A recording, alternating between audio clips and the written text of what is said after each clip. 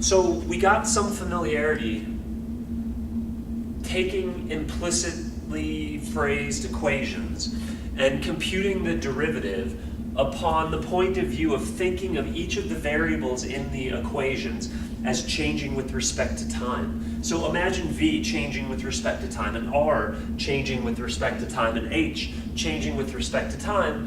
Well, if we think in those terms, we can use our implicit derivative techniques to be able to come up with statements phrased in terms of changes with respect to time.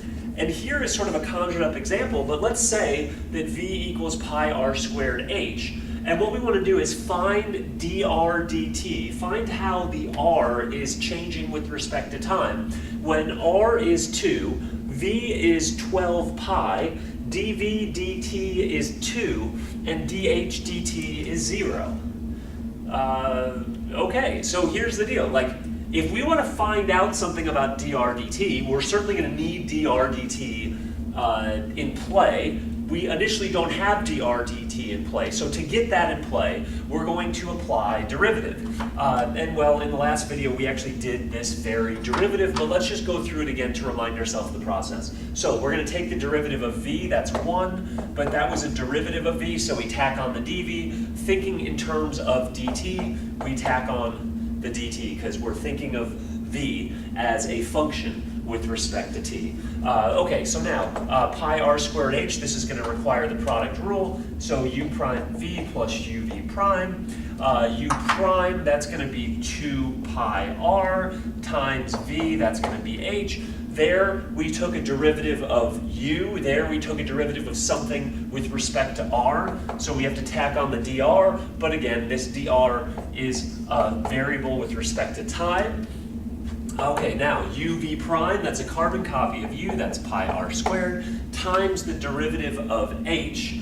Derivative of h is just 1, but that was a derivative with respect to h, so we have to tack on a dh. But since we're thinking of h as a variable with respect to time, we also tack on the dt in the denominator.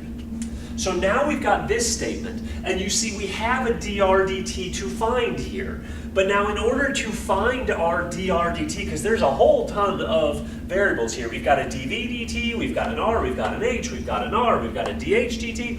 In order to find our dr dt, we're going to have to plug in what all of these values are. And we're given a lot of initial conditions here. So r is 2, so that tells us that anywhere we see r, we could replace with 2, and that would be an accurate statement. V is 12 pi, so we can plug in for v. Actually, v dropped out in our derivative expression, so we haven't used this v yet, at least. dv dt is equal to 2, so those things are interchangeable. So we can replace dv dt with 2, and that's going to be advantageous for us. Let's see. H we weren't told yet. Dr dt we're trying to figure out, so that's what we want to solve for. R was 2. dh dt, that was 0. Okay, so when you look at this expression, let's just see what's going on. Let's take a step back and let's sort of start trying to process what's going on here. Because what have we done? We first took the derivative with respect to these time variables to get ourselves an expression based off of our original equation, but now involving the dt's, because we're asked to find something related to a variable change with respect to time. And then we plugged in, so I guess let me write out here. First, we took the derivative. Second, we use our initial conditions. And then 3, let's assess what's going on. So whenever we assess here, we're going to simplify this. We've got 2 equal to 4 pi h dr dt.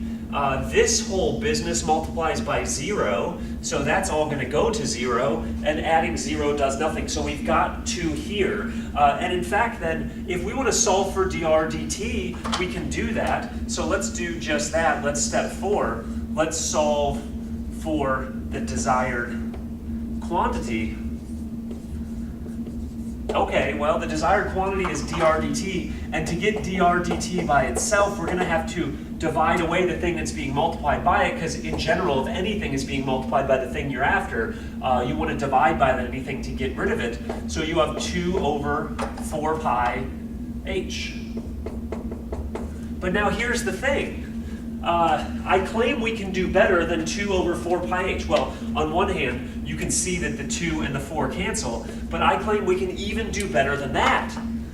Because the thing is here, I claim we can figure out what h is, even though h wasn't told to us directly. I claim we can get this down to like a definitive number and get the h out of it. Because think about this. We were told, because if you want to try to find what h is, how are we going to possibly find what h is? We were told what r and v were. And since we were told what r and v were, we have a relation between v, r, and h. And so if we use that relation, we can plug in the v, we can plug in the r, and we can get h. So whereas when we took the derivative, we had an expression about the change in the variables, which was useful because that got us into the form of dr and dt. If we need to know something about a letter that is not involving a derivative, we could go back to the simplest expression we had related to that. So let's do this. I'll use the green marker to describe this. So v equals pi r squared h. This is our original relation. Plugging in our known values, we have 12 pi equals pi times 4 times h. Because we know that what r is 2, so r squared is 4. And now here, if you want to get h by itself, you could divide both sides by 4 pi.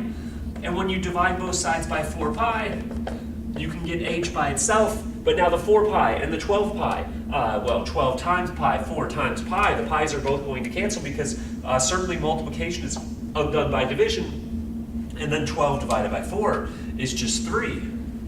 But the long story short is, if we just left our answer as 1 over 2 pi h, that would be almost not giving the answer as fully as we could, because whenever we use our r and rv to find h, we get h to be 3, and plugging that in, we end up with 1 over 2 pi times 3, which is 1 over 6 pi.